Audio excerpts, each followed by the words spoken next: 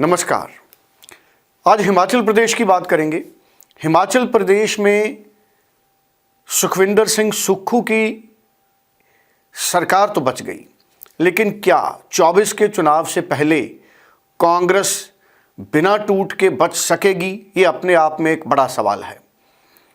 हालांकि कल सुखविंदर सिंह सुक्खू की सरकार ने विधानसभा में बजट सेशन तो पास करवा लिया। कई तरह की चिंताएं थी कि क्या सुखविंदर सिंह सुक्खू की सरकार बजट सेशन पास करवा सकेगी। कारण बड़े आसान है। कांग्रेस के 6 विधायक बागी हो चुके थे, 3 निर्दलीय विधायक थे जो राज्यसभा के चुनाव में भी कांग्रेस के खिलाफ जिन्होंने वोट किया, और कांग्रेस के अपने 6 विधायक बागी हो चुके हैं। अब ऐसे में कांग्रेस के 40 में से अगर 6 निकाल दें तो कांग्रेस के पास बचते थे 34 विधायक और एक स्पीकर, तो विधायक बचे 33 जिनकी वोट काउंट होनी थी। दूसरी तरफ भारतीय जनता पार्टी के पास थे 25 विधायक, और जो कांग्रेस के 6 बागी है, अगर वो कांग्रेस के बजट सेशन के खिलाफ वोट डालते तो उनका साथ मिलता बीजेपी को। 25 और 6 हो जाते 31, और 3 निर्दलीय उम्मीदवार विधायक जिन्होंने राज्यसभा चुनाव में कांग्रेस के खिलाफ वोट डाला था, अगर वो भी बजट सेशन में कांग्रेस के खिलाफ वोट करते तो दोनों तरफ बराबरी नहीं होनी थी।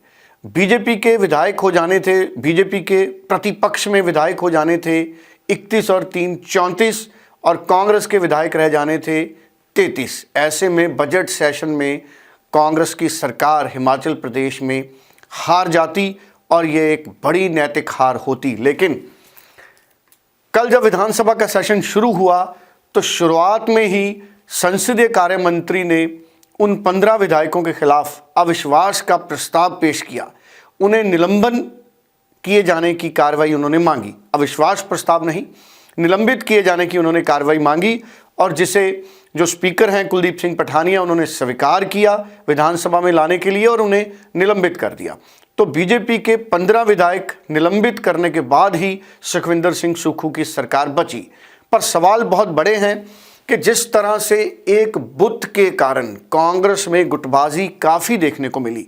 आमतौर पर कांग्रेस में गुटबाजी कोई नई बात नहीं है। पंजाब को देख लीजिए, हरियाणा को देख लीजिए, दिल्ली को देख लीजिए, उत्तर प्रदेश देख लीजिए और पश्चिम बंगाल देख लीजिए, कांग्रेस में गुटबाजी आम है। हिमाचल प्रदेश की कांग्रेस में भी गुटबाजी है, और इस गुटबाजी का सबसे बड़ा कारण माना जा रहा है पूर्व मुख्यमंत्री वीरभद्र सिंह का परिवार और सुखविंदर सिंह सुक्खू के बीच में तालमेल का ना होना। असल में पूर्व मुख्यमंत्री वीरभद्र सिंह के लिए एक बुत लगाने की मांग बहुत पुरानी है।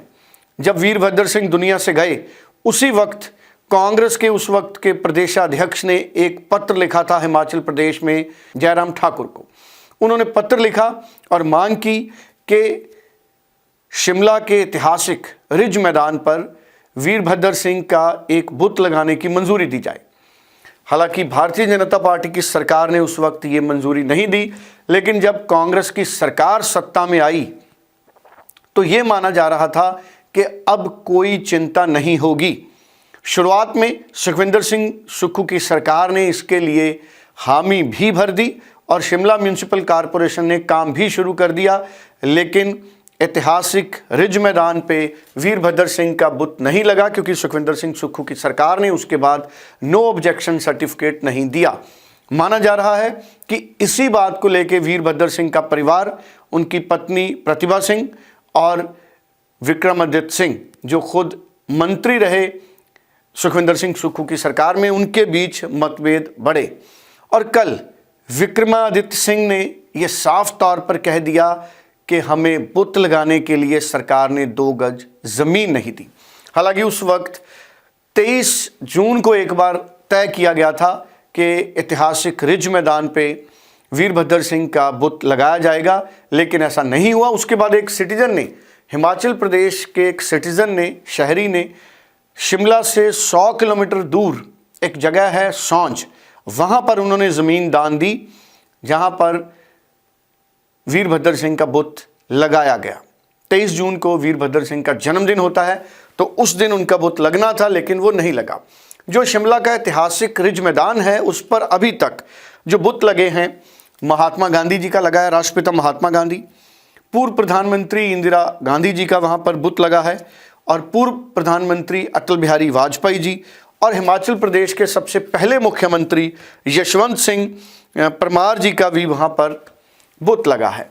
लेकिन अभी तक वीरभद्र सिंह का बुत वहाँ पर नहीं लगा, और हिमाचल प्रदेश में सबसे ज़्यादा जो तनातनी हुई वीरभद्र सिंह परिवार और सुखविंदर सिंह सुक्खू के परिवार के बीच, वो इस बुत को लेकर हुई।